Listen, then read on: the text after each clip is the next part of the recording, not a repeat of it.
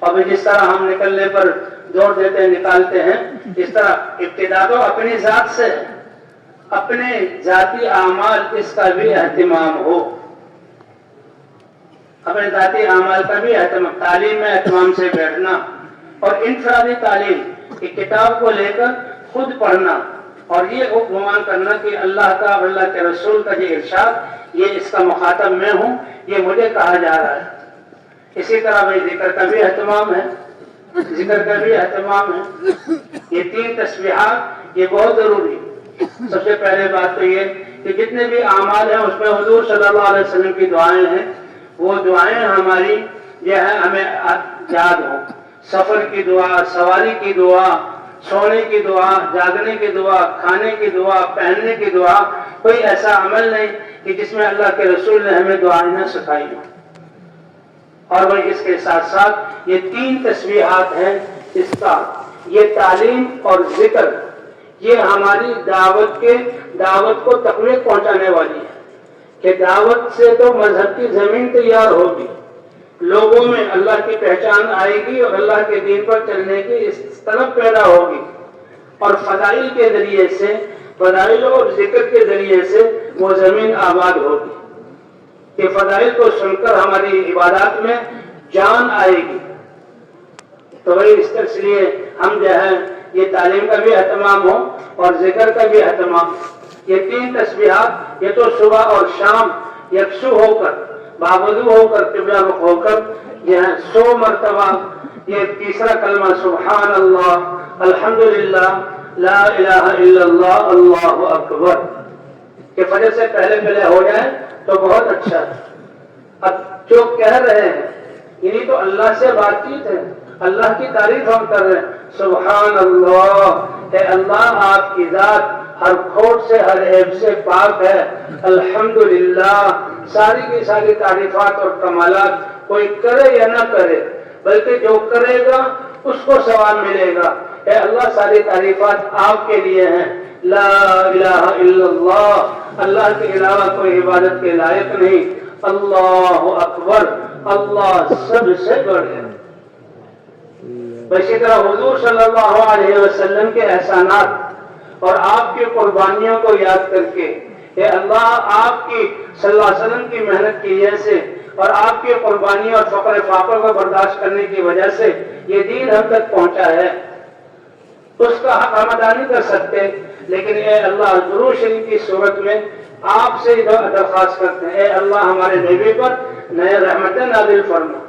فرمایا کہ جو حضور صلی اللہ علیہ وسلم پر 1 دفعہ درود بھیجتا ہے اللہ اس پر 10 رحمتیں نازل فرماتے ہیں۔ کتنے رحمتیں نازل فرماتے ہیں بھائی؟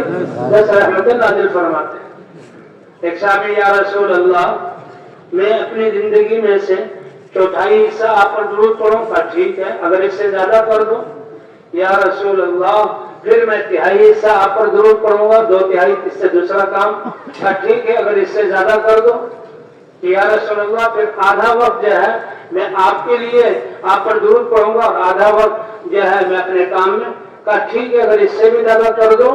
فرمایا یا رسول اللہ پھر تو میں ہر وقت آپ پر درود شریف پڑھتا رہوں گا، کہ پھر تمہاری کفایت کی جائے گی تمہاری ذمہ داریوں میں۔ تو درود شریف ہے اور استغفار، یہ تو روزانہ ہمارے ساتھیوں کا عمل استغفار، کہ جو استغفار کو لازم پکڑ لے، جعل اللہ لہ من کل ضیق مخرجا، ہر تنگی سے اللہ راہیں نکالیں گے اور رزق کا بندوبست کریں گے، اور یہ سب ایسے اللہ تعالیٰ فرمائیں گے کہ جس انسان کا وہم و گمان بھی نہ آ سکتا ہو۔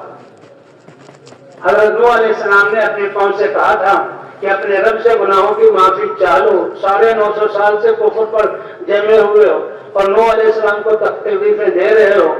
انہ کان غفارا، وہ بہت بخشنے والا ہے، یرسل السماء علیکم مدرارا، تمہاری استغفار کی وجہ سے آسمانوں سے رحمت کی موسلادھار بارشیں اتریں گی، وَيُمْدِدْكُمْ بِأَمْوَالٍ وَبَنِينَ، اللہ کے اپنے رحمت کے دہانے، خزانوں کے دہانے کھول کر تمہیں مال بھی عطا کرے گا اور نرینہ اولاد بھی عطا کرے گا، وَيَجْعَلْ لَكُمْ جَنَّاتٍ وَيَجْعَلْ لَكُمْ أَنْهَارًا، اللہ تمہاری زمین کو باغات والا اور نہروں اور چشموں والا بنائے گا۔ اس لیے بھائی صبح شام کی ہر عمل کی دعاؤں کے اہتمام کے ساتھ ساتھ ہم ان 3 تسبیحات کا بھی اہتمام کریں روزانہ. اور اسی طرح قرآن پاک کی تلاوت، قرآن پاک کی تلاوت،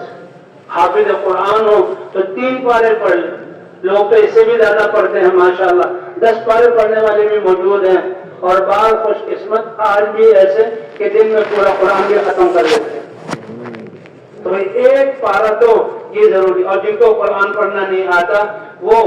20 منٹ یا آدھا گھنٹہ قرآن کو پڑھنے میں، چاہے عمر کتنی بھی ہو چکی ہے. خیرکم من تعلم القرآن وعلمہ، تم میں سب سے بہترین وہ ہے جو قرآن کو پڑھے اور پڑھائے، کیونکہ قرآن یہ اللہ کا اتارا ہوا کلام جس میں دستور زندگی اور محنت کا امر دیا گیا ہے. تم میں سب سے بہترین وہ جو قرآن سیکھے اور سکھائے. تو اس لیے بھائی قرآن کی یہاں تلاوت کا اہتمام کیا جائے، ذکر اور تسبیحات کا اہتمام کیا جائے، اور اس کے ساتھ ساتھ تہجد کی نماز بہت ضروری ہے. کہ حضور صلی اللہ علیہ وسلم کو جب شروع میں دعوت کا کام ملا تو فوراً ایک طرف ان لک فی النہار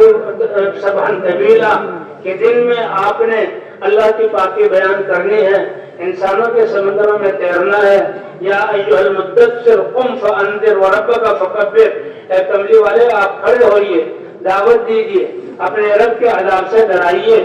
تو اس کے ساتھ ساتھ یا ایھا المزمل قم اللیل الا قلیلا، رات کا قیام اور تہجد کی نماز. کہ انبیاء پر تو تہجد کی نماز فرض تھی،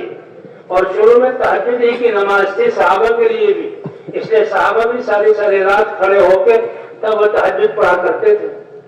حضرت ابوبکر صدیق رضی اللہ عنہ کے بارے میں آتا ہے نا، راتوں کو اپنے برآمدے میں قرآن پڑھتے تھے تو اس سے آواز بلند ہوتی اور رونا ان پر غالب آتا. تو کفار کو تکلیف ہوئی کہ تمہارے اس قرآن کو پڑھنے سے اور رونے سے ہمارے بچوں کے دل دہل جاتے ہیں، کہیں ہمارے بچے خراب نہ ہو جائے، یعنی وہ اسلام میں داخل نہ ہو جائے.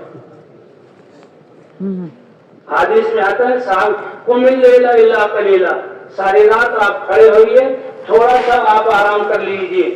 تو صحابہ کرام جس ڈر سے، کیونکہ گھڑیاں تو تھی نہیں،